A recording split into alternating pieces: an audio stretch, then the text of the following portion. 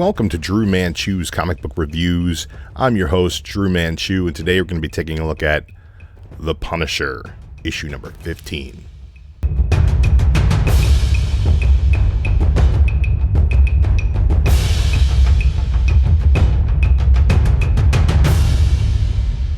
In the fallout of Secret Empire, the Punisher set out to destroy Hydra and their leader, Baron Zemo. Seeking the help of New York Mayor Wilson Fisk, Zemo came to New York City and brought an army of 400 Hydra agents disguised as UN soldiers. Their mission? To track down and kill the Punisher. Zemo also assembled his own superpowered team, the new Thunderbolts. Thoroughly outmanned, Frank learned the hard way that he couldn't take down Zemo alone. Now with the help of the Black Widow, Moon Knight, Ghost Rider, Night Thrasher, and an old friend, Sergeant Rachel Cole Albez, Frank is ready for war. Issue number 15 starts off with the Hydra soldiers in the street, and they are scared to death when they see Ghost Rider riding down the road. They decide they're going to hightail it out of there and head in the other direction. We then cut to Fisk Tower, where the new Thunderbolts are waiting to make their next move. The natives seem a bit restless, and we get some witty banter between the team before they're interrupted by Fisk, who comes in and lets them know they need to get off their ass and go kill the Punisher. Zemo agrees that it's a great idea, but he has no idea where to find Frank. And that's when Fisk lets him know that Frank is on his way to them, and he's not alone. We cut back to the streets where the Hydra agents are running away from the Ghost Rider, and they run right into Moon Knight and Night Thrasher, who proceed to beat the ever-living hell out of them. The Hydra agents scatter for their own safety, but we've got Black Widow on Overwatch, and she lets Rachel know exactly where the next group's going to be. They mistake Rachel for the Punisher due to the giant white skull on her chest, I'm guessing, and she has some quips to distract them while Frank hits them with some napalm. She says she gave Frank the perfect setup for a funny entrance, but Frank says he doesn't do funny. Rachel turns with her shotgun to put the Hydra agents who are on fire out of their misery, and Frank tells her to save the bullets for their friends, and she gets a kick out of that. 9 blocks south of Fisk Tower, Citizen V is in the streets, leading the new Thunderbolts, and he comes across a Hydra team in retreat. He pulls his pistol and executes the leader of the mutiny.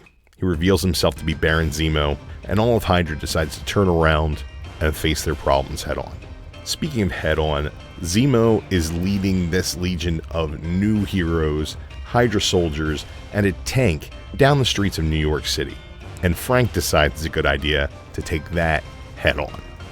He knows he can't beat it all by himself, but he also knows that once he breaks the plan, it will force everybody else on his team into action. So we get the Punisher and his brand new team versus the new Thunderbolts and the Hydra Legion at the same time, and it's absolutely epic. It comes down to Frank and Zemo one-on-one until the other teams intervene and Zemo finds a way to escape. In the fray, he also manages to kidnap Rachel, and he taunts Frank, "If you want me, come get me, but come alone."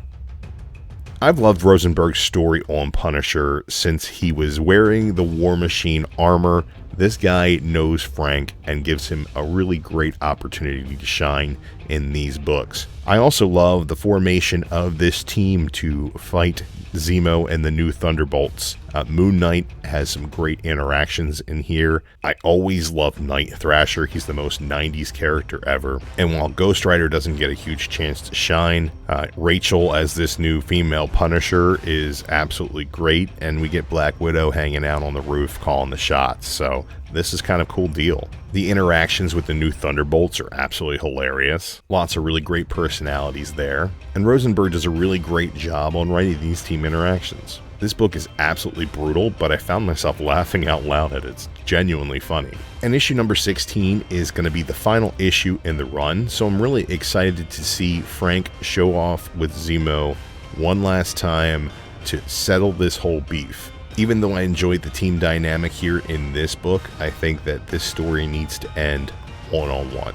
Speaking of this story, this is one of the few titles, including Jerry Duggan's Deadpool run, which actually references Secret Empire. Frank, much like Deadpool, was kind of suckered into doing a lot of things by Captain America, and he really had enough of Hydra, and it's time for him to pay them back. He's crippled their operations in Baglia, and now Zemo has chased him all the way to the US, and it's time for him to put a nail in the coffin of this Secret Empire Hydra. I've enjoyed what this creative team's done on this book, and I'm excited to see how it ends. Now, while I've really loved Rosenberg's tale here, the Kradansky art has been inconsistent in quality throughout these issues. I like his style, and I really enjoy the mood that he conveys in a lot of these scenes, but also some panels are just not as detailed or well-oriented as I want them to be. While there's mood in some of the more still panels,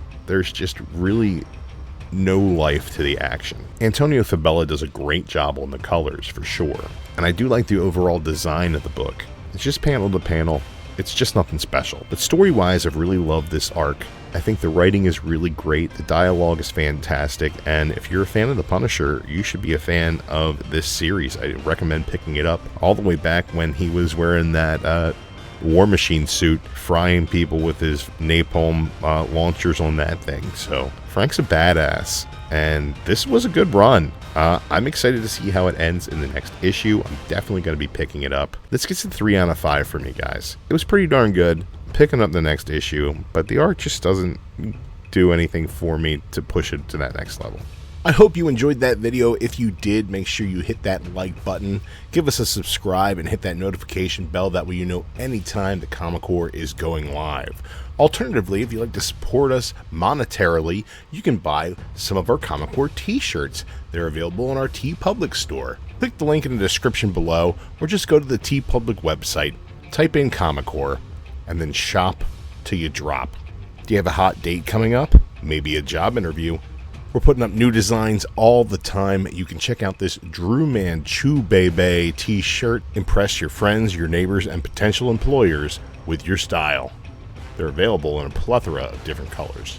Check the link in the description below.